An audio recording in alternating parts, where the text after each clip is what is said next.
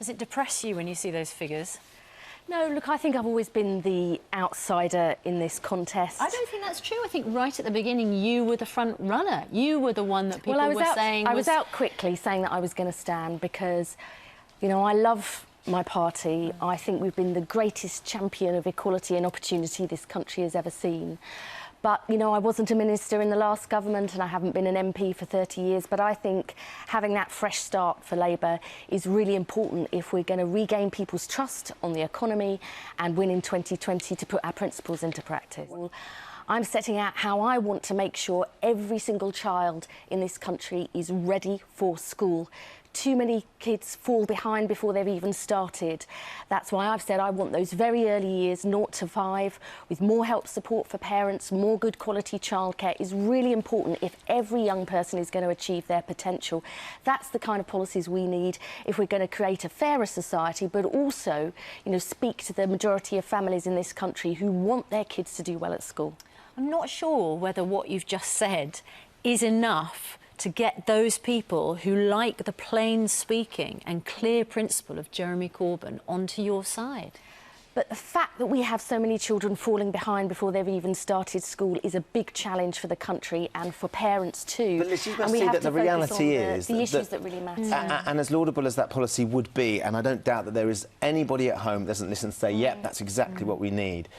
The reality is you are so far behind. You're far behind Yvette Cooper, who's in 3rd place, that you can say all these things, but you're still not going to mount a charge. And surely, if your big concern is that Jeremy Corbyn is so far left of where you think the party needs to be, would not standing down and offering your votes to one of the other potential leaders, or even one of them standing down as well, and mounting a plausible opposition to Jeremy Corbyn should be the way forward, as opposed to coming up with more, you know, laudable policies. You don't change what you believe is right just because, you know, you're a long way behind. You know I've got a long way to go, but I'm trying to focus on what matters to the voters. The leadership contest. You know, I think it's a long shot, but I'm going to keep fighting for what I believe in because, you know, we lost the election because people didn't trust us on the economy or with their taxes.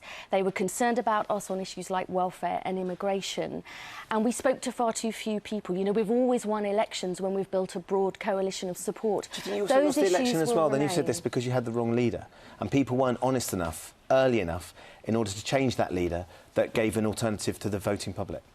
You know, there were issues about Ed on the doorstep. You know, I heard that in different parts of the country, but I think it was a more fundamental issue, which is around trust on the economy, trust on welfare, and the policies that we were putting forward, many of which I supported, didn't speak to enough people. You know, if you weren't on the minimum wage and you owned your own home and maybe ran a small business or were self-employed, we had too little to say.